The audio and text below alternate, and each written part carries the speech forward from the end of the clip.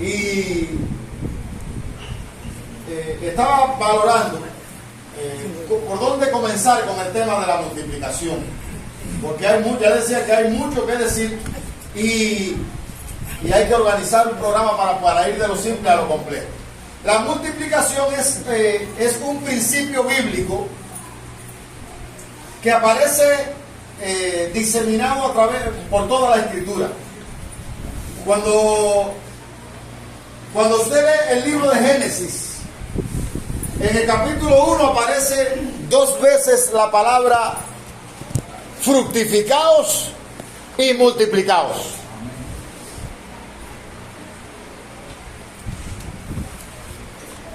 En el capítulo 1 del libro de Génesis, Dios le dijo a la primera creación de él, que él le da la orden de fructificarse y multiplicarse, no es al hombre. En el versículo 22, cuando Dios creó, versículo 21, cuando Dios creó los grandes monstruos marinos y todo ser viviente que se mueve, que las aguas produjeron según su género, y toda ave alada según su especie, y vio Dios que era bueno. Dios los bendijo diciendo: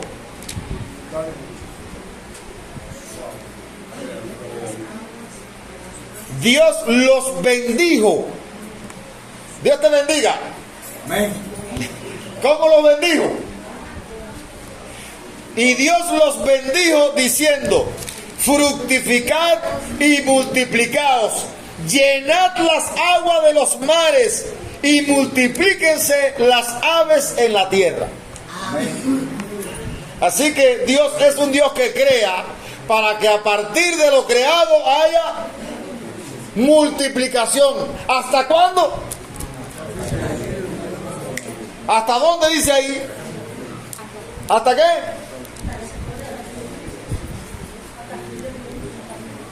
No, ahí no está hablando de territorio. Llenad. Llenad las aguas de los mares. Hasta que se llene.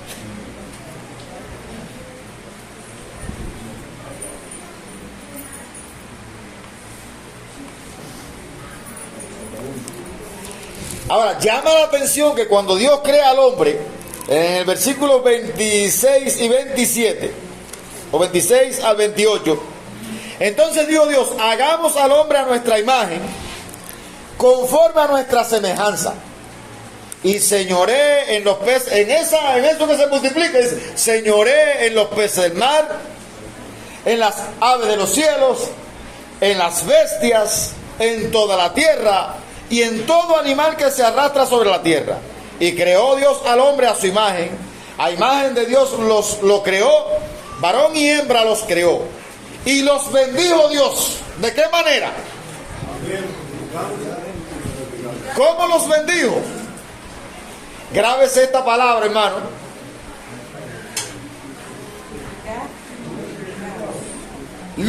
Los bendijo Dios y les dijo: fructificad y multiplicaos, llenad la tierra y sojuzgadla. ¿Hasta cuándo debían multiplicarse? Hasta llenar la tierra. Así que aquí vemos ya, entrando a la lectura de la Biblia, nos encontramos con que Dios es un Dios que quiere que lo que Él ha creado se multiplique, porque todo lo que Dios hizo es bueno. Por lo tanto, Dios quiere que todo lo bueno se multiplique. Satanás apareció en la escena, y usted sabe que Satanás quiso malograr el proyecto divino, y en alguna medida ha logrado que el mal se multiplique. Ahorita estaba viendo la portada de un video que todavía no lo he visto, que dice que el cristianismo se ha convertido en algo popular, porque ahora Bad Bunny, Farruko se convirtió al cristianismo, este homosexual Ricky Martin se convirtió al cristianismo, Daddy Yankee se convirtió al cristianismo, Y entonces sale el video, todos esos famosos que están viniendo al cristianismo. Pero esas personas que fueron emblemas en el mundo, yo recuerdo a Farruko con su canción vamos para la fiesta, todo el mundo en pastilla. ¿Así que dice la canción? Pásame la juca. No, esa no es la. Está hablando de. Y él se arrepiente, él dice, mis canciones iban encaminadas a seducir a la juventud para que fuera a la discoteca, todo el mundo en pastilla para la discoteca. Y ahora Farruko dice que él se arrepiente de haber compuesto esas canciones que llevaban a los hombres a la perdición, porque según Dios ha creado el bien para que se multiplique, Satanás también ha creado el mal para que se multiplique. Ahora, ¿y qué vamos a hacer nosotros ante ese desafío?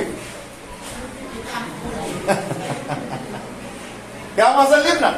¿Nos vamos a quedar con los brazos cruzados?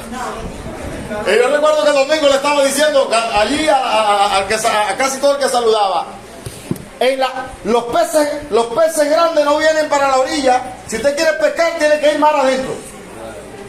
Boga mar adentro. Le digo eso a Pedro. Boga mar adentro y echa tus redes para pescar. Ese es otro principio de la pesca. Si usted quiere pescar, no se puede quedar a la orilla. Tiene que entrar. Tiene que mojarse. Tiene que tener paciencia, porque el hombre no tira el anzuelo y de inmediato saca el pescado. No, tiene que esperar que el pez pique. Entonces, pero bueno, vamos a... Diga, hermano. Me viene a la mente, se lo comentaba aquí a mi esposa, y en esa pregunta que usted dice, ¿no? ¿Qué vamos a hacer? Precisamente, a ver, en el sentido de la multiplicación inicial, ¿no? De personas como tal, el Ministerio Pro Vida es un ministerio, bueno, y también los ministerios de trabajo en familia, que defienden el diseño de Dios, y entonces van en contra de todas esas agendas diabólicas, pero literalmente que existen, como por ejemplo la Agenda 2030, que expone la defensa del aborto, que expone las relaciones entre personas del mismo sexo para evitar que haya más nacimientos porque la tierra está superpoblada. Todo eso es antibíblico para Dios. Entonces, gracias a Dios que son ministerios que capacitan y que forman dentro de la iglesia para nosotros tener herramientas y elementos para defender la fe cristiana y poder enamorarlo con los valores de Dios en este caso, ¿no? Me encantaría oírlo a usted o a alguien que trajera precisamente la Agenda 2030 e hiciera una exposición para que viera todo lo que se está moviendo para acabar con los valores cristianos. Que eso no es otra cosa que acabar con los valores cristianos. Ahora, es la agenda progresista que defienden todos los países progresistas, entre comillas, porque de progreso no tienen nada. Quieren progresar corrompiendo a la raza humana y no creando tecnología y bienestar para los seres humanos. Entonces, Dios quiere, y aquí se ve el principio de la multiplicación. Cuando Dios crea al hombre, lo crea para que el hombre fructifique y se multiplique hasta llenar la tierra.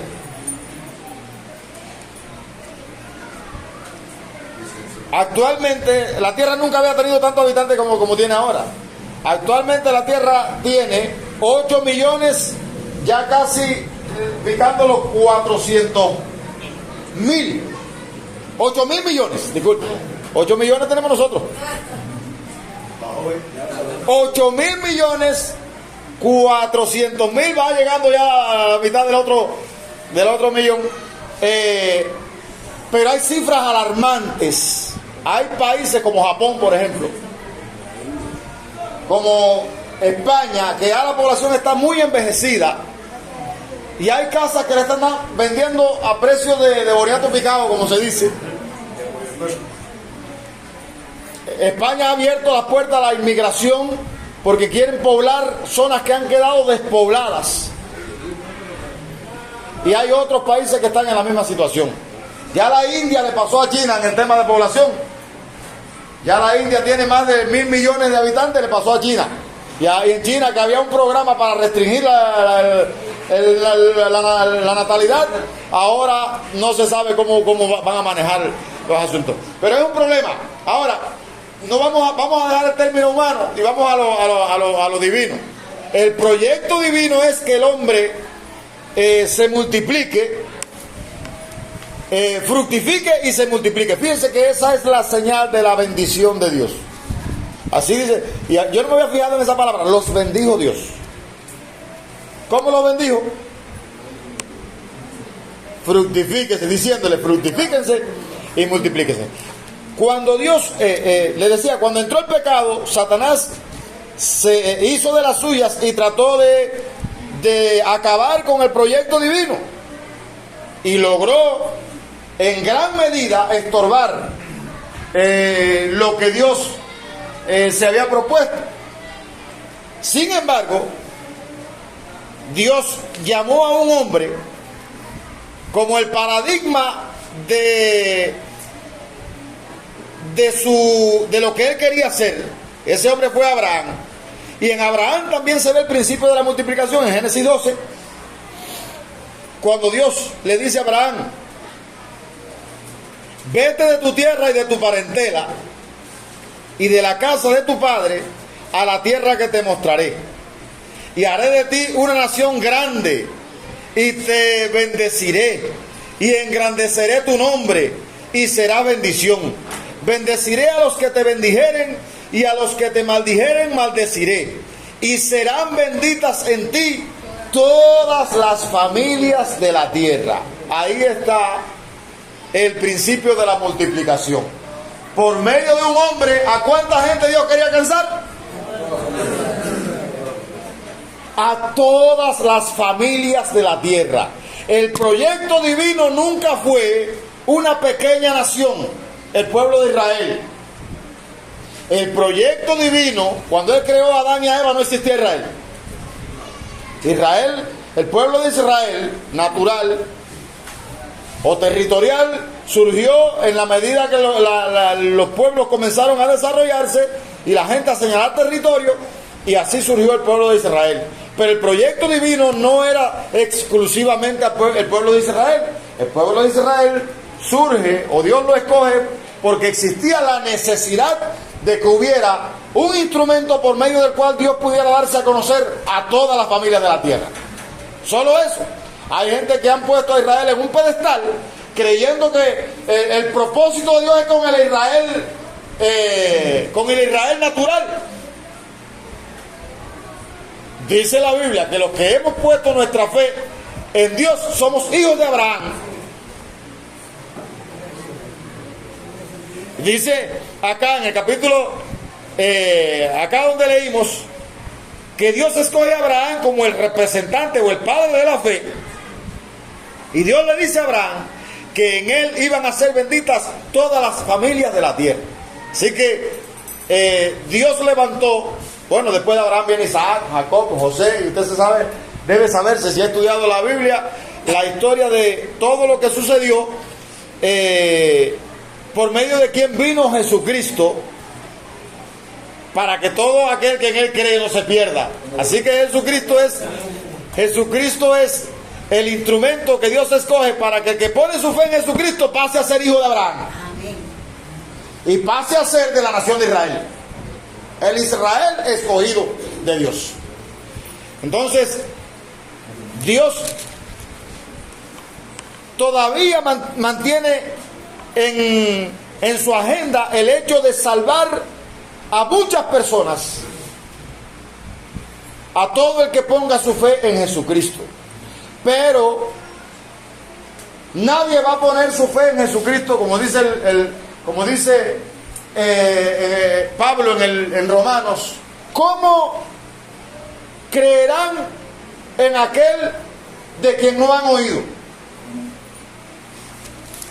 Ahí Pablo habla del proceso natural que debe darse para que una persona sea salva. Este será otro taller que habrá que impartir. En Romanos 10,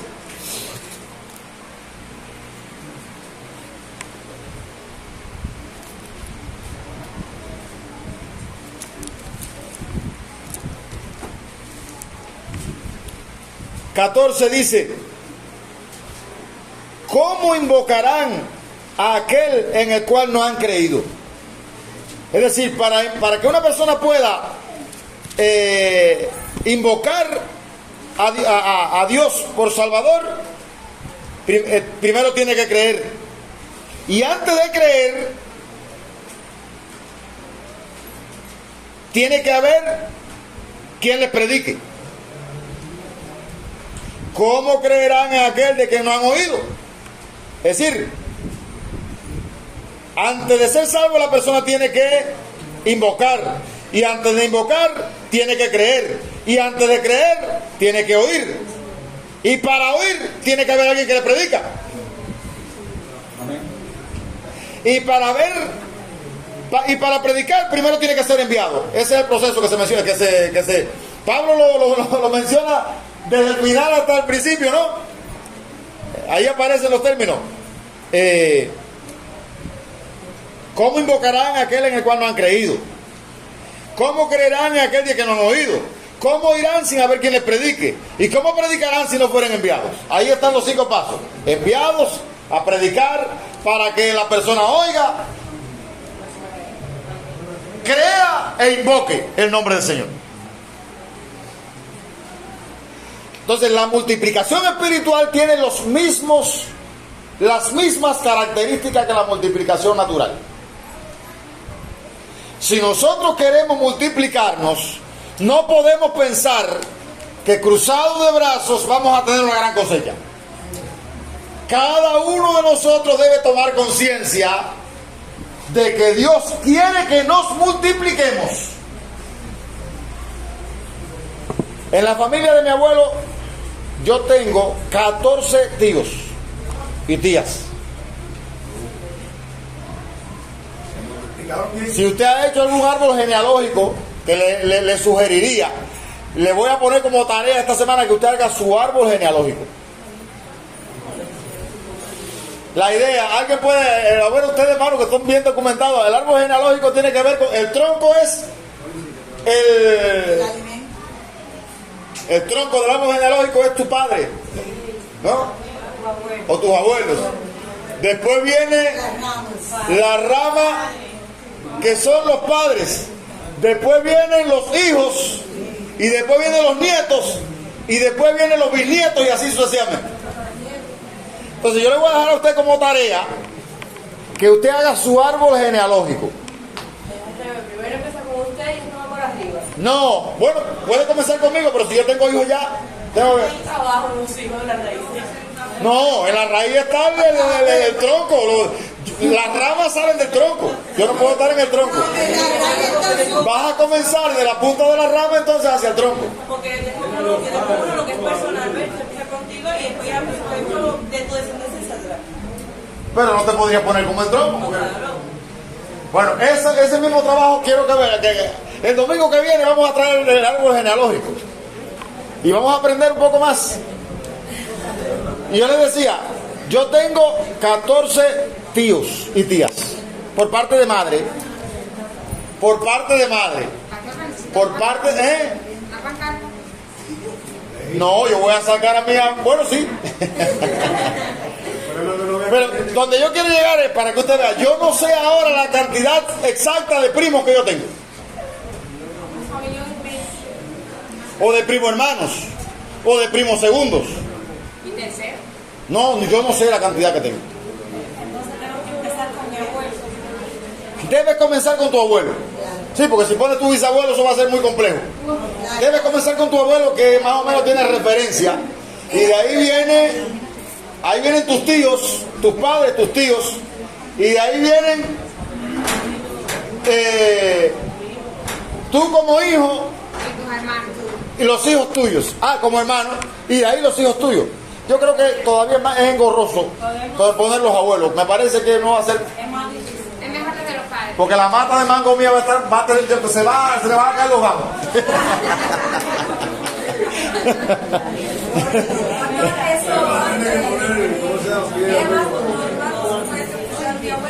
Oímos a Mari. Mi abuelo, mis abuelos por parte de padre tuvieron 8 hijos. Ajá. Y un tío de mi papá, un tío segundo mismo, 13.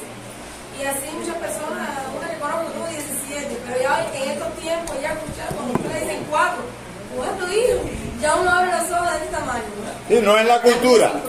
No es la cultura. Se dice que la generación más prolífica que tuvo Cuba la tuvo, es decir, los que más fueron de los años, de los años 70 al 80. 65, 75, ahí. Ahí está. Donde más natalidad hubo en Cuba, se dice que fue. Mi papá nació en el 51 y su mamá parió 12 hijos. Lo que tenemos teléfono lo podemos hacer en el teléfono, no. Bueno, como usted quiera, lo que hace falta es que usted haga su árbol genealógico. Fíjese. Que no, que lo dibuje en un papel y ponga los nombres. No parta de su abuelo, parta de usted. Bueno, los que tienen, es decir, ya tenemos familia. En el caso mío, el árbol genealógico mío todavía no ha sido productivo. Yo voy a partir de mi madre, porque mi padre murió hace mucho tiempo y yo voy a partir de mi madre.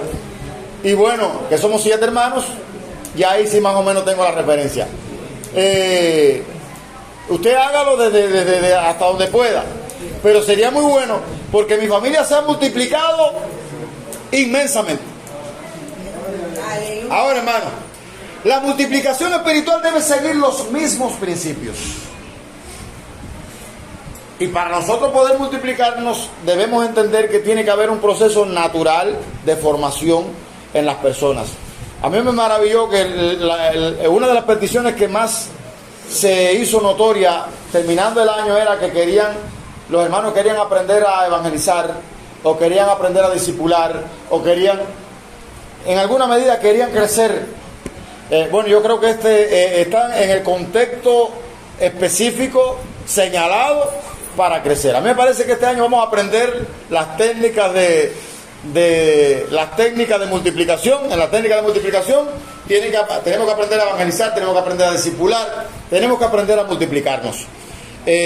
Porque si nosotros, uno de los problemas que tenemos como iglesia es que muchas iglesias se han conformado con reunir personas, y yo estoy contentísimo con que hoy hayamos aquí 80 y tantas personas.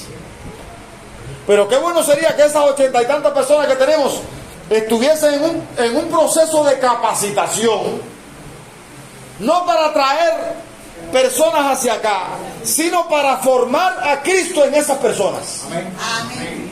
El texto bíblico que leímos, bueno, Cristo, antes de ir al texto bíblico que leímos, Cristo fue alguien que multiplicó. Cristo multiplicó los panes y los peces. El agua la cambió en vino. Pero Cristo también se reprodujo y multiplicó. En 3 años, ¿cuántos discípulos logró Cristo? 12 que andaban con él. Porque el día de Pentecostés habían 120 en el recinto. ¿Y de dónde salieron los otros 108? ¿De dónde salieron los otros 108?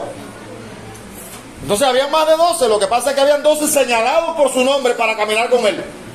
Él le dijo que subieran al monte en Marcos, que subieran al monte, subieron, y él escogió los 12 para que fueran a... Sí, pero esos son los 12. Estamos hablando ahora y esos otros 108, ¿de dónde salieron? También eran discípulos.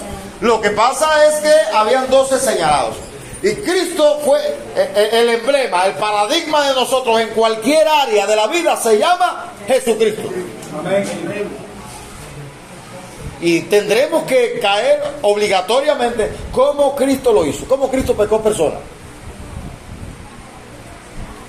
Cuando la samaritana él se fue al pozo, él se fue allá, él no esperó que la samaritana viniera. No, ella va a tener, Señor, mándala. No. Él se fue allá. Entonces, Lo primero que hizo fue orar toda la noche. Él oraba toda la noche y al otro día. sí, era bueno, ya veremos, ya cuando lleguemos allá. Vamos ahora. Si Cristo vino a cumplir, vino a buscar y a salvar lo que se había perdido, ¿no? Porque Satanás trató de frustrar el plan de Dios. Pero Dios insistió y mandó a su hijo. precisamente para salvar. ¿Y cómo lo iba a salvar? Por medio, no podía Dios quedarse en su trono con los brazos cruzados diciéndole al ser humano, ven hacia mí, porque no podía. Él mandó a su Hijo y Cristo lo hizo. Cristo, y que de hecho cuando Cristo está resumiendo ya al final su ministerio, dice, Padre, yo he acabado la obra que tú me diste que hiciera. He anunciado tu nombre a los que del mundo me diste. Entonces, Cristo cumplió su misión y se multiplicó. Y cuando Cristo se levanta de entre los muertos y resucita, en Mateo 28, ahí en el Mateo 28, en el pasaje bíblico que leímos. 28, Mateo 28 y 18. Miren lo que Cristo le dice a sus discípulos.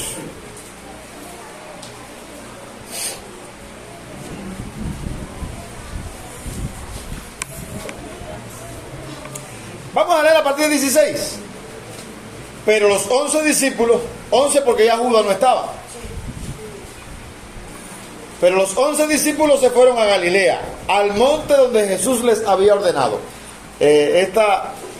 Me maravilla que los discípulos eran personas que habían entendido que Jesús era digno de obediencia.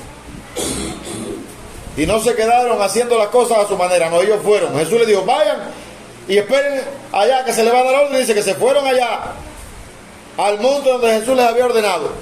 Y cuando le vieron, le adoraron. Aleluya.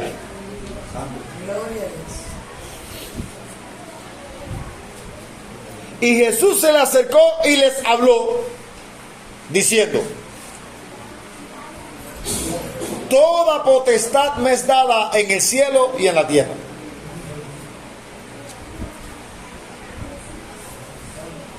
Y lo primero que nosotros debemos tomar en cuenta, bueno, a la iglesia se le ha dado la tarea de la multiplicación. Nosotros no estamos aquí para entretenernos, ni para emocionarnos, ni para agrupar personas. Nosotros tenemos una misión. ¿Cuál es la misión? La misión ahí está. Ir y hacer discípulos. No es ir y hacer creyentes. Porque vamos y le predicamos a la persona da testimonio y decimos, ya logramos un cristiano. ¿Lograron un cristiano?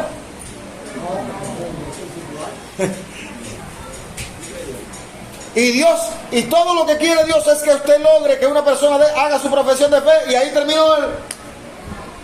Es necesario que entendamos que predicar el evangelio y lograr que una persona dé testimonio es solo el primer paso en un largo camino. Es como el caso mío con Ruth y Josué. Engendrarlo y que Claribel lo trajera a la vida es solo el primer paso. De ahí para adelante que hay que correr.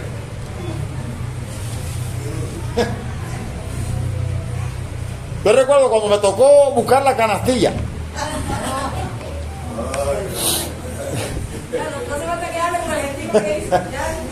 Bueno, a ver, es que ¿hay alguna embarazada entre nosotros? ¿Puede decirnos si es fácil pensar en una canastilla? No, antes era más fácil. Ahora siempre lo llaman. No, ahora se ha jodido. Ahora, hermanos, note, a ver, le decía, el trabajo es ir a ser discípulo. Ahora, hay algo de lo que nosotros tenemos que estar conscientes. Nosotros no fuimos enviados a ser discípulos solos. Ahí Cristo está poniendo delante está poniendo una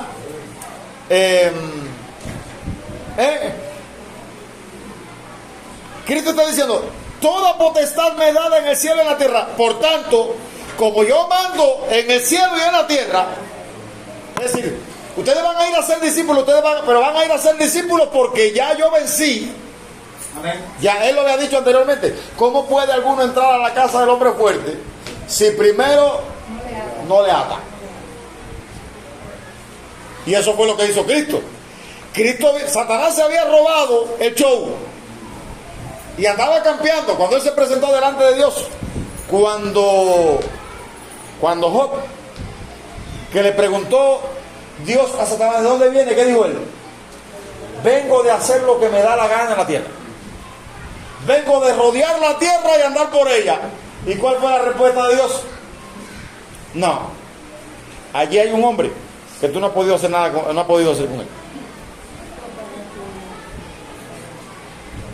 Y eso es maravilloso, fíjese. Yo le voy a decir, yo estoy convencido de que yo estoy viviendo en un entorno donde si la gente pudieran tragarme, me tragaban. Pero ¿sabe cuándo van a llegar a mí y me van a tocar? Si Dios se lo permite. Amén. Ahorita me decía mi esposa, ven acá, y cuando fulano te mira, no te mira así con los ojos medio torcidos. Y bueno, yo no he tenido ojos como para mirar a ver si me mira retorcido, pero si me mira retorcido ese es su problema. Sí, porque alguien había dicho que aquí no se podía, que ninguno de los que viniera para aquí podía salir adelante. Que esto siempre iba a ser una casa en malas condiciones, cayéndose. Y el Señor ha hecho una obra tan milagrosa que todo el mundo se ha quedado maravillado.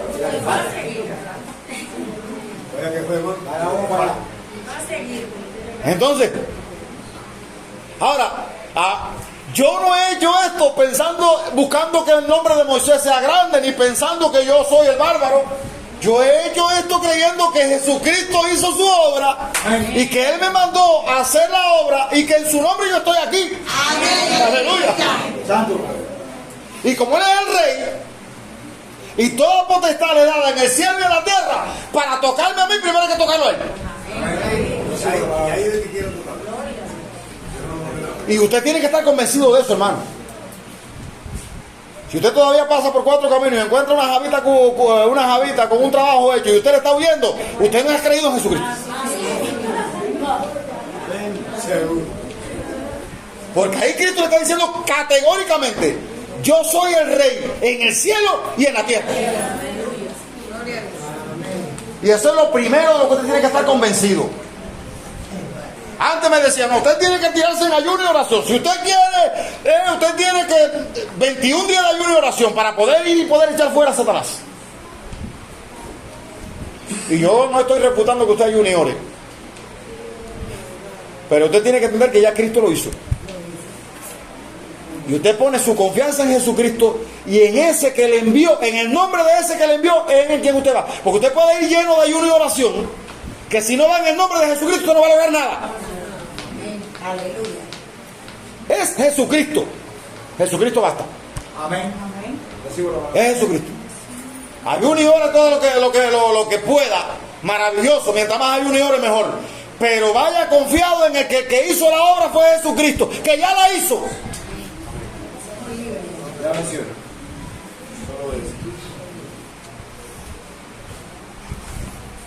Recuerdo, no hace mucho pasó por aquí una persona enferma, muy enferma, a punto de morirse está.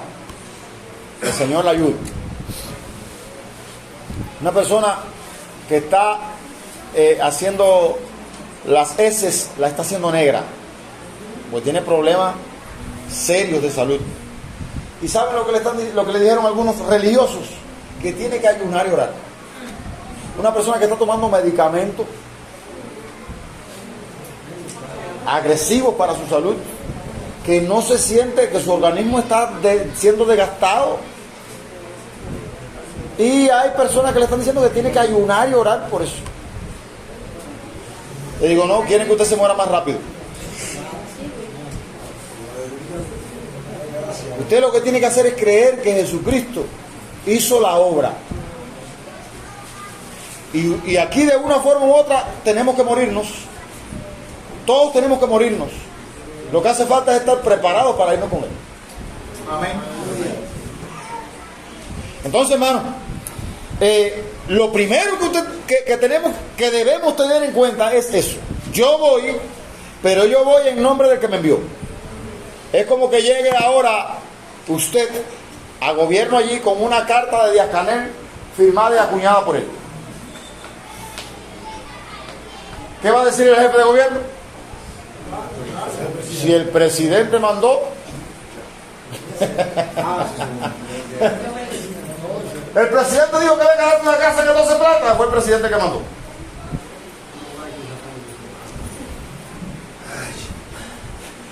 Bueno, hermano, lo que sucede es que a veces nosotros, la fe que tenemos, la fe que no es que el Dios que tenemos no sea grande, es que la fe que tenemos está tan dañada que no creemos en el Dios que nos ha enviado.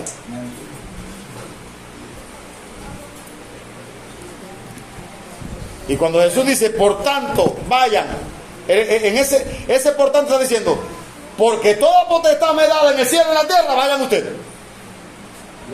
No hay nada que se le pueda sujetar porque yo mando en el cielo y en la tierra.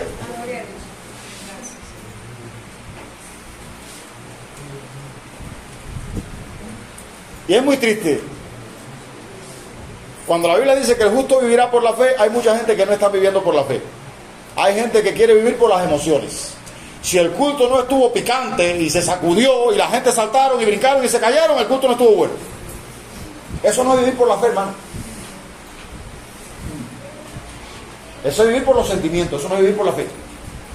Usted tiene que creer lo que la Biblia, lo que Dios dice en su palabra, que ha hecho por usted. Entonces, note que esa es la base. La base de la misión de nosotros es esa. Cristo es el Rey. Y Él me ha mandado, Él me ha dado un mandato, me ha dicho que vaya. Y me ha dado un mandato que vaya a hacer una tarea, no a formar creyentes. Me ha mandado a formar discípulos. Y llegará el momento en que hablemos sobre la diferencia entre un creyente y un discípulo. Que sería muy bueno que hoy tuviéramos un taller sobre eso. Diferencias entre un creyente y un discípulo. Les sugiero que lo busquen. Diferencias entre creyente y discípulo. El creyente quiere que se le resuelva su problema. Está esperando panes y peces. El discípulo no espera nada. El discípulo sale a hacer la obra. Bueno, vamos a dejarlo para cuando aparezca cuando vayamos a hacer el taller sobre la diferencia entre discípulo y creyente.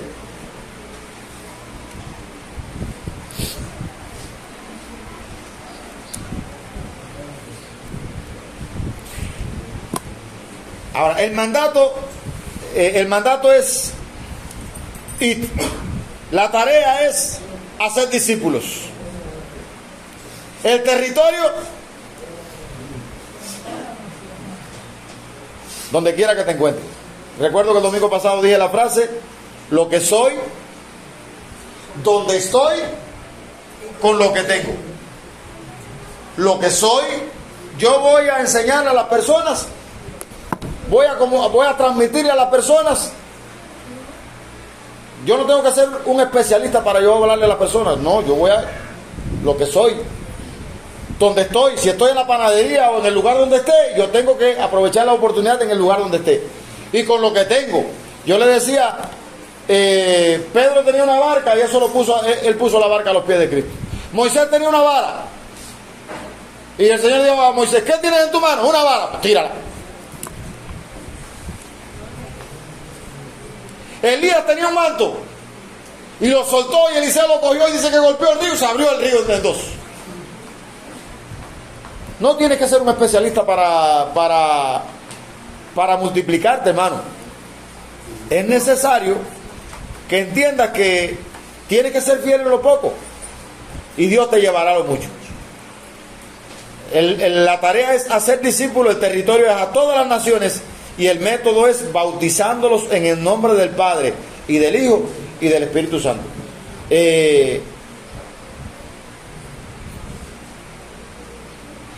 Y la manera de hacerlo, dice, enseñándoles, que es la parte más compleja del asunto, porque para poder enseñar para poder formar un discípulo hay que enseñarlo.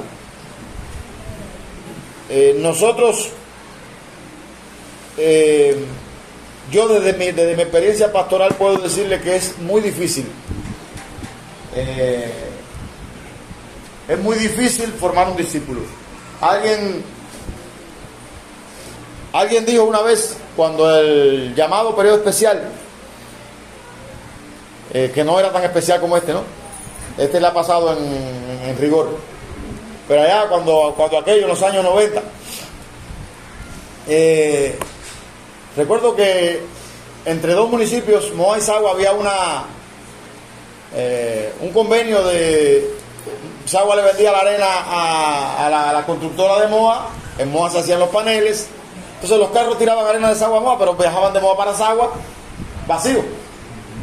Y entonces en el punto de Amarillo se recogían personas, y el chofer paró, iba deprisa y dijo: voy a recoger directo a Sagua. Pero habíamos un grupo de personas que íbamos a puntos intermedios del camino, y voy directo a Sagua, óiganlo bien. Y el inspector le carga el carro de personal, y ahí se tiró todo el mundo. Ya había gente que llevaba 4 y 5 horas esperando un medio de transporte. Y cuando llegó a determinado tramo del camino, la gente comenzaron a chiflar y el hombre le aceleró más el carro. Y la gente cogieron piedras de la que había quedado arriba del carro y comenzaron a tirarle para arriba de la cabina. Y el hombre se tiró de una manera molesta, muy molesta, con un machete en la mano. Pero ya los que se iban a quedar ya no se tiraron. Y nadie le dio frente. Y él decía: es mejor trasladar piedra que trasladar personas. Trabajar con personas es, a donde quiero llegar, trabajar con personas es el trabajo más difícil. Los maestros, el personal de la gente que tiene que atender personas sabe que es bien complejo atender personas, porque el pecado nos ha hecho tanto daño que a veces llegamos a la casa de una persona y no respetamos la privacidad de la persona. No valoramos ¿cómo se llama? La manera de vivir de la persona. Queremos hacer lo que a nosotros nos parece. A mí no me gusta, a mí me gusta escuchar lo necesario. No soy de las personas que soy abierto y entonces hay personas que hablan y hablan y hablan y hablan. Y no hace mucho que mi familia se estaba quejando de eso y le dije: tenemos que ser pacientes. Si queremos lograr un discípulo, hay que ir pasito a pasito, soportando las flaquezas de esas personas para poder lograr y enseñarle lo que dice la Biblia. Si, por ejemplo, en esa área, si quisiéramos ayudar a una persona a controlar su vocabulario, ¿qué le diríamos?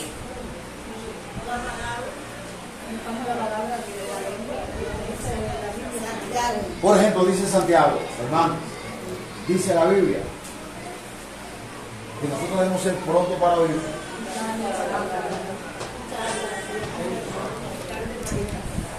Y en algún momento volver a recordárselo, por supuesto, de la mejor manera. Pablo, cuando se ve en su trabajo de formar discípulos, usted sabe lo que dice Pablo, y fue ese el texto bíblico que le dije a mi familia. Le dice Pablo: hijitos míos, por quienes vuelvo a sufrir dolores de parto. Gálatas 4:19. Hijitos míos, por quienes vuelvo a sufrir dolores de parto hasta que Cristo sea formado en vosotros.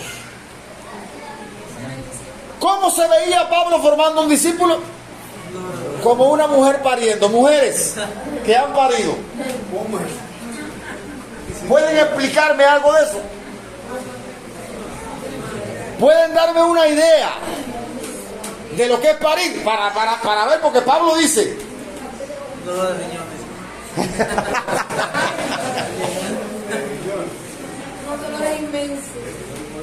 Hermanos, nuestro trabajo es Ariel y Lady con Linda, para llevarla hasta aquí. Han pasado mucho trabajo. Mira ella como abre la mano.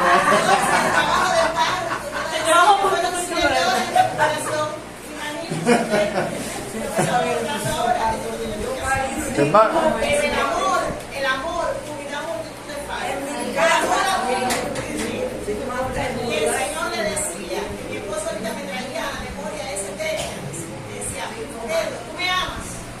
Gloria a Dios. Apacienta tesoros. El amor cubrirá multitud de faltas. Si Dios te ha llamado a pastorear, a apacentar, a discipular, a los pies de Cristo, llévate de la Amén, amén. No puede ser de otra manera.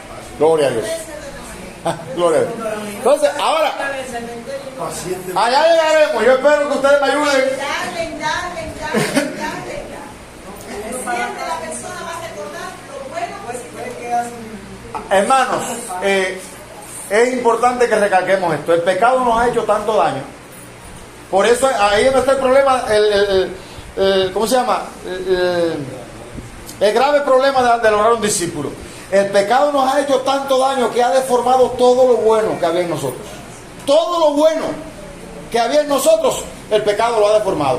Entonces hay que coger a esa persona como la masía que se rompe y hay que cogerlo pedacito a pedacito e ir poniendo cada cosa en su lugar hasta que la persona sea formada. Es el trabajo del reconstructor, del alfarero, es el de darle la figura. Hay muchas figuras en la Biblia que hablan acerca de ese trabajo de reconstrucción. Ahora, Pablo ve el trabajo de hacer discípulos como una mujer que está pariendo. ¿Y hasta cuándo va a estar pasando trabajo el discipulador? ¿Hasta cuándo va a estar pasando trabajo? Hasta que Cristo sea formado en el discípulo. Ya Ruth creció y ahora Ruth me ayuda. Ayer a mí se me pasó, yo no había anunciado la actividad del distrito por la cantidad de cosas que tenía pendientes y no pude enviar delegados a la actividad. Y le digo a mi esposa, alguien tiene que ir en representación de la tercera iglesia. Pero si nosotros tenemos, le digo, alguien tiene que ir. Y yo estoy para buscar unos bloques que soy yo quien tiene el contacto y tengo que hacerlo. Y hay que llevar la economía y demás. Y mi esposa arranca para allá y estamos bajando los bloques, subiendo los bloques al carro. Y hay una persona de las nuestras que no está adaptada a ese tren de pelea, pues. Y le dio como una hipoglicemia. 2 o 3 hipoglicemias le dieron ahí. Usted sabe cómo estamos viviendo. Hermano, nadie ha señalado a nadie. Y para mí fue mi hipoglicemia, ¿no? A ver, hermano, no estamos desacreditando a nadie. Y si la persona está aquí, que no se sienta desacreditado. El desayuno que nosotros, si usted desayunó, si desayunó, hay que ver qué fue lo que desayunó. Entonces, yo estoy viendo el panorama. Ruth está aquí en una cantata y yo digo, bueno, déjame llamar para allá para la casa que preparen algo porque no había nada preparado. Yo pensé que aquello era una panacea. Cuando yo vi aquello y que nosotros teníamos que venir para acá y bajarnos aquí entonces con subirlo, digo, ay mamá, y nos cogió ya mediodía. Y llamo para acá y le digo, mi vida, ¿tú crees que puedas ayudarnos? ¿Tú crees? No, necesitamos tu ayuda. Abandona lo que tengas que hacer, pero hace falta que tú saques la cara, porque estamos en una empresa aquí que no se puede parar. Ay, papi mío, pero yo estoy aquí en una cantata de niños y le dije, oiga, dígale a las personas que están ahí que necesitamos. Bueno, Ruth hizo la hombrada ayer. Llegamos aquí, tenía café con leche, el pan con tomate, el refresco. Claro, necesitaba, como una persona que todavía todavía no tiene el nivel de madurez, ella no salió a darlo porque yo me quedé pagando y llegué tarde. Y aquí estaban derretidos. El calor, hermano, no había ni agua fría. Pero ella se portó y le dije, no, pero hay que hacer almuerzo. ¿Pero cómo? Hay que hacer almuerzo. Y la carne estaba congelada.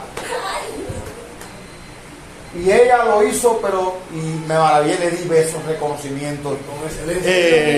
Maravilloso. Yo le doy gracias a Dios. No es que quiera darle gloria a Ruth, lo que quiero es que vea la gloria del que está criando o del que está formando. Es que el día de mañana pueda darle un voto de confianza y descansar.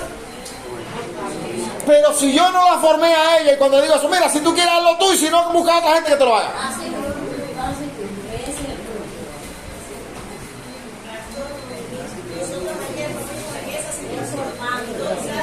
Oímos a Lady. Gloria a Dios.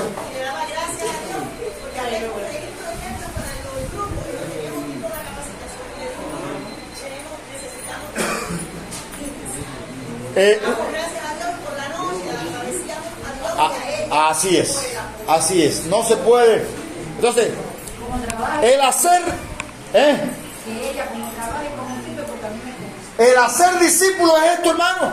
Es coger una persona, un niño que no tiene nada de formación, o más bien que está deformado, porque dice la Biblia que la necedad nace ligada al corazón del muchacho, y la vara de la corrección lo hará apartar de ella. Para formar, para lograr que ese niño se aparte, zafar el pecado, hay que trabajar duro. Para lograr, bueno, yo soy testigo del trabajo que está pasando con ella, pero hoy doy gloria a Dios por ella. Entonces, ajá.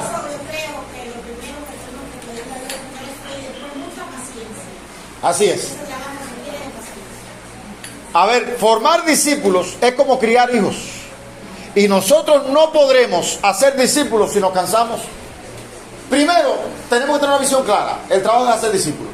Segundo, tenemos que prepararnos, porque si nosotros no tenemos la herramienta para enseñar a nuestros hijos, ¿qué le vamos a enseñar? Tenemos que equiparnos. Tercero, tenemos que ser pacientes para lograr la meta, porque van a cometer errores. Muchas veces nos van a desafiar. ¿Y qué vamos a hacer ya? ¿Nos cansamos? No, que siga su camino. No, eso no lo hacemos con nuestros hijos. Hacer un discípulo es sacrificado, hermano. Ahora, la alegría mía es ver que Ruth tiene 26 años, está al lado mío y no quiere dejarme. Ella tiene que hacer su vida y yo estoy orando para que le parezca porque tiene que hacer su vida y no es que quiero que se vaya, ¿entiendes? Pero ella también es una mujer y tiene sus metas, sus sueños, pero ella se siente tan acogida. Yo vi la publicación, los que pudieron ver la publicación de ella en mi estado el día de la graduación. Yo lloré cuando vi la dedicación, la dedicatoria de él. Eres mi padre, mi maestro, mi... Entonces, hacer un discípulo es lo mismo. Escoger a la persona en la nada, deformada por el pecado, y comenzar un trabajo formativo en esa persona hasta que la persona llegue a asimilar a Cristo. Dese cuenta que usted no va a transmitirse a usted. Pablo dice, imíteme a mí como yo imito a Cristo. Usted va a comunicarle a Cristo a esa persona. Y no es que le va a comunicar a Cristo dándole bibliazo a la persona, es con un estilo de vida que convenza a esa persona de que sí se puede. Entonces la persona a veces se va a molestar, a veces le va a dar la espalda, pero si Dios lo tiene señalado, él va a regresar y va a seguir creciendo. Y termino con esta frase de Jorge Wilson. Bueno, no termino porque todavía me falta parte del pasaje bíblico. Dice Jorge Wilson que cuando nosotros, él decía, ya Wilson murió, que cuando nosotros como padres, disculpe, cuando nosotros como padres